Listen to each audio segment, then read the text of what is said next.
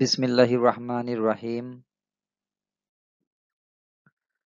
সুপ্রিয় শিক্ষার্থীরা, আসসালামু আলাইকুম। Welcome to Khan knowledge point.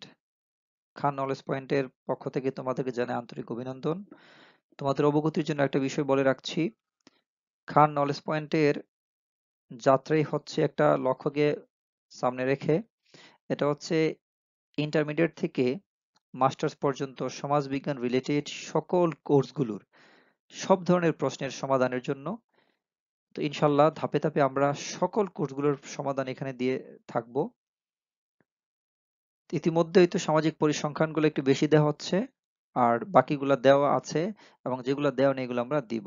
তো মূল লক্ষ্য হচ্ছে ইন্টারমিডিয়েট থেকে মাস্টার্স পর্যন্ত সমাজবিজ্ঞান রিলেটেড সকল কোর্সের সকল ধরনের প্রশ্নের সমাধান দেওয়ার জন্য, এবং তোমরা এখানে এগুলো আস্তে আস্তে পাবে। আজকের ক্লাসে তোমাদের সাথে আছি আমি, MD Aman Khan, lecturer in sociology, Deokalas BLS college, Biswanath, Sylhet.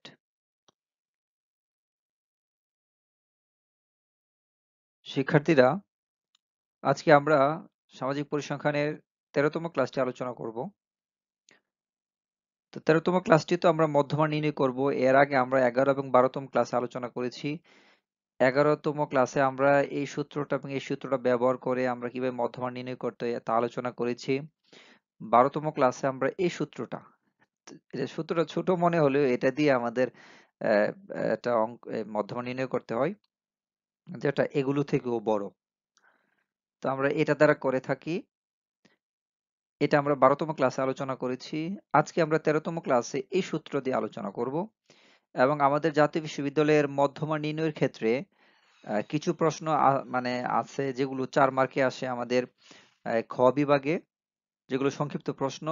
তো এখানের যে 3টা সূত্র দ্বারাই যেগুলো আমরা করে থাকি এগুলো আমাদের খ বিভাগে সংক্ষিপ্ত প্রশ্নে আসে, এবং এই সূত্রটার প্রয়োগ আসে আমাদের 10 মার্কের প্রশ্নে গ বিভাগে। 10 মার্কের প্রশ্নে এই সূত্রটার ব্যবহার আসে। তো যেহেতু মধ্যমান নির্ণয় করতে হয়, এই ধরনের প্রশ্ন থাকে যে নিম্ন উপাত্ত থেকে মধ্যমান নির্ণয় করো এবং গ্রাফ কাগজে তার অবস্থান দেখাও, এই ধরনের প্রশ্ন থাকে। তো আজকে আমরা কিভাবে এরকম এই সূত্রটা ব্যবহার করে আমরা মধ্যমান নির্ণয় করব। এই সূত্রটা বেশিরভাগ ক্ষেত্রে আমাদের শ্রেণী যেগুলো মান থাকে, দ্বারা শ্রেণী ব্যবধান দ্বারা যে মানগুলো থাকে, এগুলো ক্ষেত্রে আমরা সূত্রটা ব্যবহার করি। তো আজকে আমরা এই সূত্রটার ব্যবহার নিয়ে আজকে আলোচনা করব, এবং এই সূত্রটা ব্যবহার করে একটা ম্যাথ সলভ করব। চলো ইনশাল্লাহ শুরু করা যাক। শিক্ষার্থীরা, তোমরা এখানে 3 ধরনের ম্যাথ দেখতে পাচ্ছ।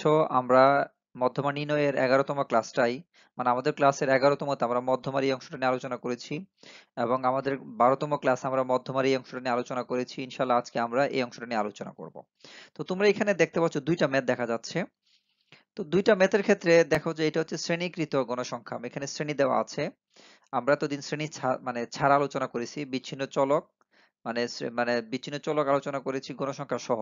আর আজকে আমরা আলোচনা করব অবিচ্ছিন্ন চলক গণসংখ্যা সহ, বা শ্রেণীকৃত চলক। তো এখানে শ্রেণী দেওয়া আছে 20 থেকে 30, 30 থেকে 40, আবার এখানে দেওয়া আছে 10 থেকে 14। তো এটার পার্থক্য তো তোমরা বুঝতে পারো। এটা হচ্ছে বহির্ভুক্ত পদ্ধতি, এটা হচ্ছে অন্তর্ভুক্ত পদ্ধতি।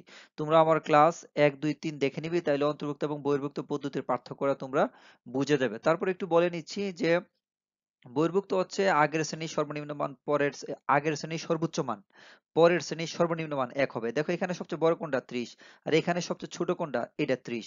মানে এটার বড় মান আর এটার ছোট মান 1 হবে, এই পদ্ধতিটাকে বলে বহির্ভুক্ত। আর এটার বড় মান এটার ছোট মান 1 হবে না। এই শ্রেণীর বড় মান 14, এই শ্রেণীর ছোট মান 15, এই শ্রেণীর বড় মানের সাথে ওই শ্রেণীর ছোট মানের কোনো মিল থাকবে না, এই পদ্ধতিটাকে বলে আমরা অন্তর্ভুক্ত পদ্ধতি। তো আজকে আমরা এই পদ্ধতিটা নিয়ে আলোচনা করব, এবং পরের ক্লাসে আমরা এই পদ্ধতি নিয়ে কিভাবে মধ্যমান নির্ণয় করতে হয় তা নিয়ে আলোচনা করব। তবে তোমাদের যে বিষয়টা জানা খুবই গুরুত্বপূর্ণ, আমাদের অঙ্কে কিন্তু 10 মার্কের অঙ্কের মধ্যে বলে যে নিম্ন উপাত্ত থেকে মধ্যমান নির্ণয় করো এবং গ্রাফ কাগজে মধ্যমার অবস্থান দেখাও। তো গ্রাফ কাগজ যখন আমরা করতে যাই তখন আমরা মধ্যমান নির্ণয় করি কিন্তু আমরা অজীব দ্বারা, অজীব রেখা অঙ্কনের মাধ্যমে। তো অজীব রেখা অঙ্কন করতে গেলে আমাদের এই বহির্ভুক্ত পদ্ধতি প্রয়োজন পড়ে। অন্তর্ভুক্ত পদ্ধতি দ্বারা অজীব রেখা অঙ্কন করা যায় না। তো এই ক্ষেত্রে আমরা কিন্তু মানে এই অন্তর্ভুক্ত দেওয়া থাকলে আমরা কি করব? এটা আমি আজকের ক্লাসের পরের যে ক্লাসটা হবে 14তম ক্লাস, এটা নিয়ে আলোচনা করব। আজকের ক্লাসে আমরা এটা নিয়ে আলোচনা করব। এবং এই পরের 14তম ক্লাসটা কিন্তু খুবই গুরুত্বপূর্ণ, কারণ এই পদ্ধতি থাকলে আমরা কিন্তু গ্রাফ অঙ্কন করতে পারবো না। এবং আমরা সবসময় এই পদ্ধতি থাকলেও এটাকে কিভাবে বহির্ভুক্ত বানানো যায়, মানে প্রকৃত শ্রেণীসীমার মাধ্যমে কিভাবে বহির্ভুক্ত বানানো যায়, এটা আমরা এই পরবর্তী ক্লাসে আলোচনা করব। তো আমি আশা করব এই ক্লাসটার পরে এই ক্লাসটা তোমরা দেখবে, কারণ একটা জিনিস মাথায় রাখবে, এই পদ্ধতি দ্বারা কিন্তু আমরা গ্রাফ অঙ্কন করতে পারবো না। এবং আমরা মধ্যমান নির্ণয় করতে গেলে আমরা মাইন্ড সেট আপ করে ফেলবো যে আমরা অবশ্যই বহির্ভুক্ত পদ্ধতির মাধ্যমে মধ্যমান নির্ণয় করব। এই মাইন্ড সেট আপ করে ফেললেই আমরা গ্রাফে করতে আমাদের মধ্যমার অবস্থান দেখাতে কোনো সমস্যা হবে না। তো ইনশাল্লাহ চলো আজকে আমরা এই পদ্ধতি নিয়ে আলোচনা করব 13তম ক্লাসে, এবং 14তম ক্লাসে আমরা এইটা নিয়ে আলোচনা করব। হ্যাঁ, এটা নিয়ে আলোচনা করব, এবং গ্রাফ কাগজে কিভাবে অবস্থান দেখাতে হয় এগুলো নিয়ে আমরা আলোচনা করব।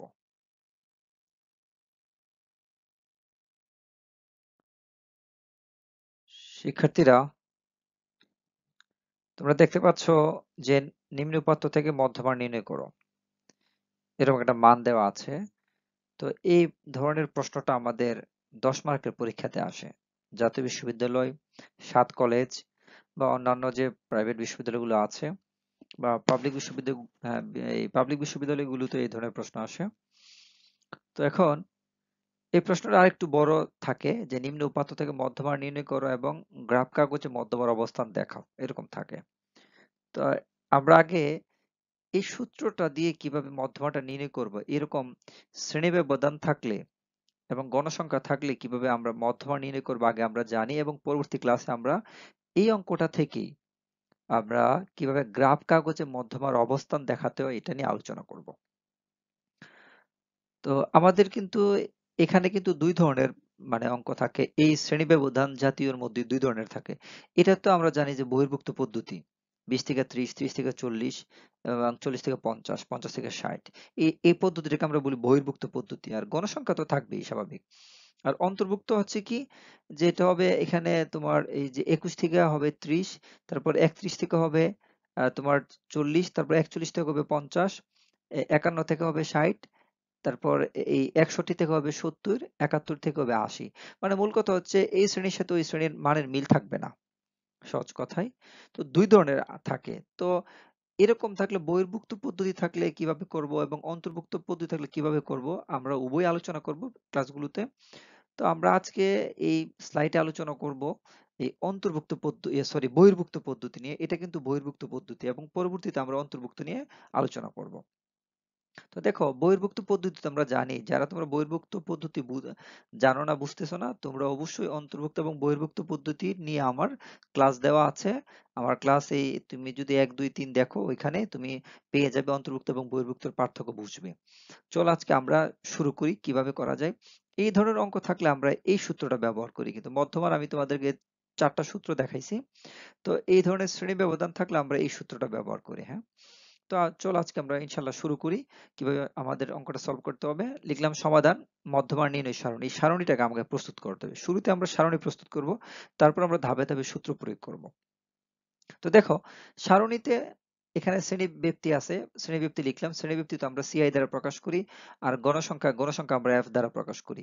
তো আমি এখানে শ্রেণী ব্যবধানগুলো লিখে দিলাম, আর এখানে গণসংখ্যাগুলো বসিয়ে দিলাম, এবং এফ এম এফ সি টা আমি পরে আলোচনা করছি।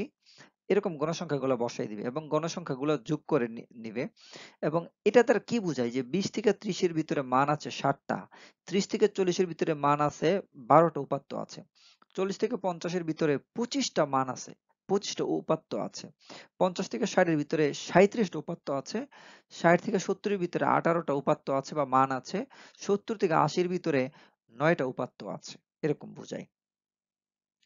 আহ, তারপর ধরো এটাকে আবার এরকম প্রশ্ন বলতে পারে যে 20 থেকে 30 পাইলো 7 জন, 30 থেকে 40 এর মধ্যে নাম্বার পেলো 12 জন শিক্ষার্থী, 40 থেকে 50 এর পেলো এরকম 25 জন, 50 থেকে 60 এর পেলো এরকম 37 জন, 60 থেকে 70 পেলো 18 জন, 70 থেকে 80 এর ভিতরে পেলো 9 জন, এরকম প্রশ্নের মধ্যে বলতে পারে, ছাত্রর কথা উল্লেখ করে দিয়ে বলতে পারে। তখন আমাদের তো মধ্যমা নির্ণয় করতে হবে। আমি কিন্তু, যেহেতু আজকের আমাদের ক্লাসটা হচ্ছে অলরেডি 13 নম্বর ক্লাস, আমি কিন্তু 12 নম্বর ক্লাসে আলোচনা করেছি কিভাবে আমরা এই যে ক্রমযুক্ত গণসংখ্যার আলোচনা আমরা বানাবো, এটা কিন্তু আলোচনা করেছি আমরা। এবং পাশাপাশি আমরা কিন্তু শুরুতেই আমরা যখন অজীব রেখা অঙ্কন করছি তখনই কিন্তু আমরা ক্রমজিত গণসংখ্যা কিভাবে তৈরি করতে হয় এটা নিয়ে আলোচনা করছি। তারপর আবার একটু দেখাচ্ছি। এটার সিস্টেমটা হচ্ছে কি, আমরা শুরুতে কি করবো, এখানে 7 আছে, 7 কে সরাসরি এখানে বসাই দেব। তারপর আমরা যে কাজটা করতে হবে, এই 7 এর সাথে পরবর্তী গণসংখ্যা 12 যোগ দিব, দিলে 19 হয়। 19 সাথে পরবর্তী গণসংখ্যা 25 যোগ দিব, 40 হয়। 40 সাথে পরবর্তী গণসংখ্যা 37 যোগ দেওয়ার পর কত হয়, 81 হয়। এই যে 81 এখানে বসাইলাম। 81 সাথে 18 যোগ দিলে 99 হয়। এই যে 99 বসাইলাম। 99 সাথে আমরা 9 যোগ দিলে 108 হয়। এই যে 108 আমরা এখানে বসাই দিলাম। এরকম করে আমরা আমাদের এই যে ক্রমজিত গণসংখ্যাটা বসিয়ে নিব। আচ্ছা, তারপর এখানে যে গণসংখ্যা আছে এটাকে যোগ করে আমরা আমরা তো গণসংখ্যাকে মোটকে n দ্বারা প্রকাশ করি। তো আমরা n দ্বারা প্রকাশ করে নিব। তাহলে n সমান সমান হচ্ছে 108 এরকম। আচ্ছা, তারপর আমাদের যে দ্বিতীয় কাজ, এই আমাদের এই টেবিলটা তৈরি করার পর আমাদের দ্বিতীয় কাজ হচ্ছে কিন্তু আমরা তখন এই অঙ্কের ক্ষেত্রে ২ টা স্টেপ অবলম্বন করতে হয়। ১ম স্টেপে আমরা মধ্যমার অবস্থান বের করতে হয়। ২য় স্টেপে সরাসরি মধ্যমা বের করতে হয়। এই অঙ্কের ক্ষেত্রে ২ টা স্টেপ ফলো করতে হয়। ১ম স্টেপে মধ্যমার অবস্থান, মানে এর ভিতরে মধ্যমাটা আছে। এরপর আমরা একদম মধ্যমাটা কত নির্দিষ্ট একটা মান বের করে ফেলবো। ১ম স্টেপ কি, মধ্যমার মানের অবস্থান নির্ণয় করব। তারপর আমরা লিখব যে মধ্যমার নির্ণয় বা মধ্যমা মানের অবস্থান নির্ণয় সূত্র হচ্ছে ME = n/2 তম উপাত্ত। আচ্ছা, এটা আমরা এর আগের ক্লাসেও আলোচনা করছি। তো n সমান কত, 108। আমি 108 এখানে বসাই দিব। নিচে 2 আছে, 2 দ্বারা 108 কে ভাগ দিলে 54 হয়। 54তম উপাত্ত, 54তম উপাত্ত মানে 54তম উপাত্তটার মধ্যে আমাদের মধ্যমাটা আছে। তো আমি এখন কি লিখব, যে পর্যবেক্ষণ থেকে দেখা যায় যে 54তম উপাত্তটি ক্রমজিত গণসংখ্যার 81-র মধ্যে রয়েছে। তাহলে 54 মানটা কিন্তু 81-র মধ্যে আছে। দেখো, এই 44-এর ভিতরে কিন্তু 54 মান নাই, কিন্তু 81-র ভিতরে কিন্তু আমাদের 54তম উপাত্তটা আছে। এখানে বলছে যে পর্যবেক্ষণ থেকে দেখা যায় যে 54তম উপাত্তটি ক্রমজিত গণসংখ্যার 81-র মধ্যে রয়েছে। মানে 81-র মধ্যে এরকম, এই যে 7, 12, 25 এবং 37 রে যোগ দিলে 81টা মান পাই এখানে। এই 81টা মানের ভিতরে কিন্তু 54তম মানটা আছে। এটা কিন্তু এটাই বোঝাচ্ছে। এখানে বলছে পর্যবেক্ষণ থেকে দেখা যায় যে 54তম উপাত্তটি ক্রমজিত গণসংখ্যার 81-র মধ্যে রয়েছে। অনেকে বলে স্যার 99-র মধ্যে তো 54 আছে। না, আমরা এত দূর যাবো কেন? আমি তো 81-র ভিতরে আমি 54 পেয়ে ফেলছি। এতটুকুর ভিতরে পেয়ে ফেলছি। এখানে তো 44, যদি এখানের ভিতরে পায়ে ফেলতাম তাহলে আমি এর 44-এর পরে যাইতাম না। যেহেতু আমি 44-এর ভিতরে 54তম মানটা পাই না, এর পরেরটাতে গেছি। 81-র ভিতরে 54তম মান পাইছি। এই কারণে আমরা কি লিখবো, যে পর্যবেক্ষণ থেকে দেখা যায় যে 54তম উপাত্তটি ক্রমজিত গণসংখ্যার 81-র মধ্যে রয়েছে। এখন এখানে 81 এর তথ্য মানে মধ্যমা শ্রেণী। আমরা কিন্তু 12 নম্বর ক্লাসে বলছিলাম যে 81-র 12 নম্বর ক্লাসে কিন্তু শ্রেণী ব্যবধান ছিল না। ছিল বিচ্ছিন্ন, শুধু মান ছিল আর গুণসংখ্যা ছিল। তখন বলছিলাম যে এখানে কিন্তু তখন ছিল মধ্যমা শ্রেণী না, এখানে ছিল যে সরাসরি মধ্যমা কথাটা ছিল, যে 81তম তথ্য মানে মধ্যমা। কিন্তু এখানে যেহেতু শ্রেণী ব্যবধান আছে তো কথাটা চেঞ্জ হবে। এখানে হবে, এখানে 81 এর তথ্য মানে হচ্ছে মধ্যমা শ্রেণী। মধ্যমা শ্রেণী, আগে আমরা মধ্যমা শ্রেণী বের করব, পরবর্তী মধ্যমা বের করব।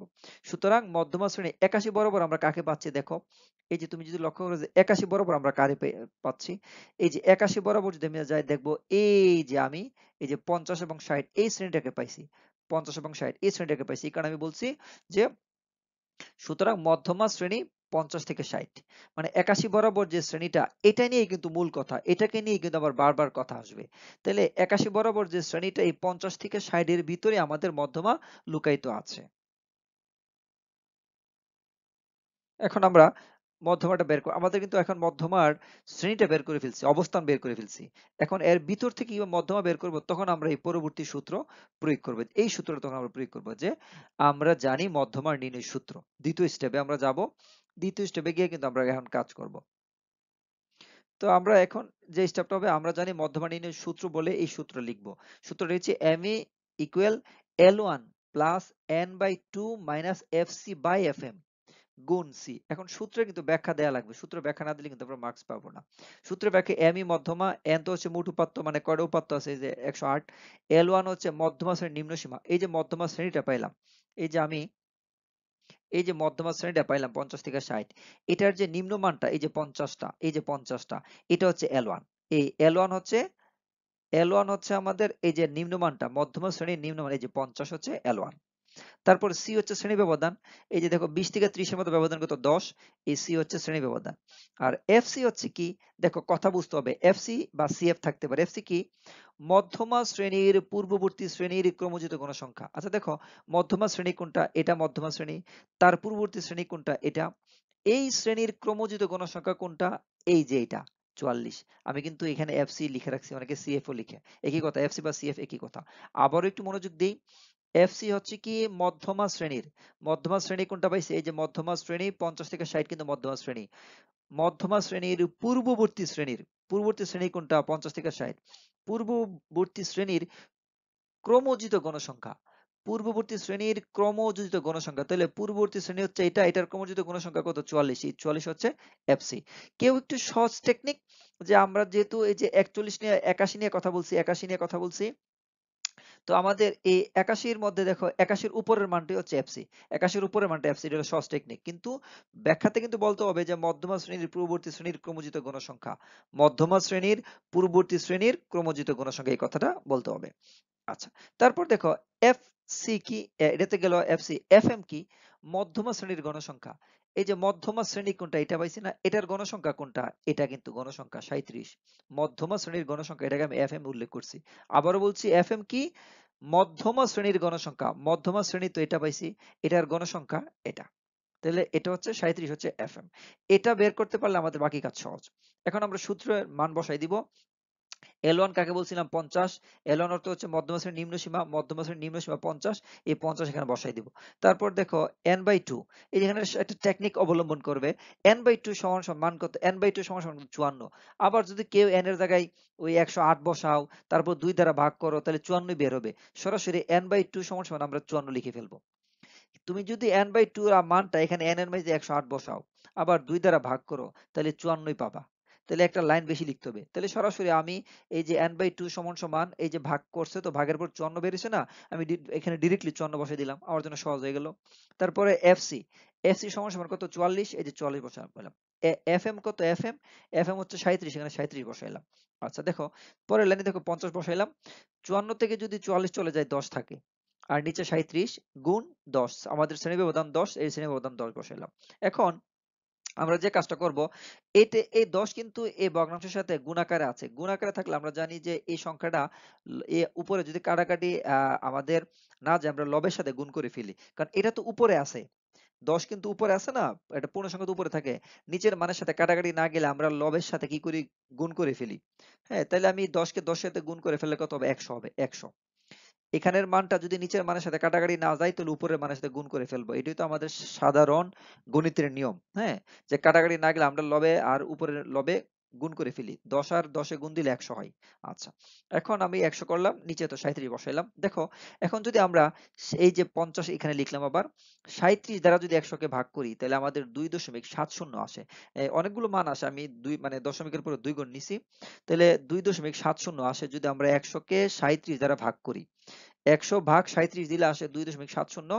2.70 এর সাথে আমি কি করব, এখন 50 কে যোগ দিলে আমাদের আসে কত, 52.70। যেহেতু দশমিকের মান আছে, এই কারণে আমি প্রায় লিখছি। তাহলে আমি লিখবো যে mi সমান সমান 52.70, নির্ণেয় মধ্যমা 52.70 প্রায়।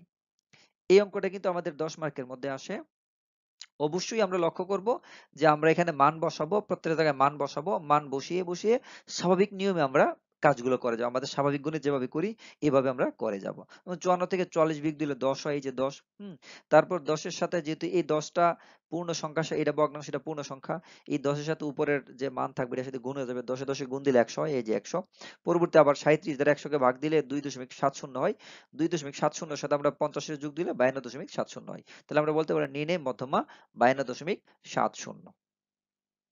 আমরা আজকে এতটুকু পর্যন্তই দেখালাম। পরবর্তী ক্লাসে আমরা চেষ্টা করব যে এই অঙ্কটাকে কিভাবে গ্রাফ কাগজে প্রকাশ করতে হয়, এই গ্রাফ কাগজে আমরা কিভাবে এটা প্রকাশ দেখাবো। কারণ তোমাদের 10 মার্কে যখন আসবে, এরকমও আসতে পারে 10 মার্কে, আবার বেশিরভাগ ক্ষেত্রেই এরকম দেওয়ার পর বলে যে গ্রাফ কাগজে মধ্যমের অবস্থান দেখাও।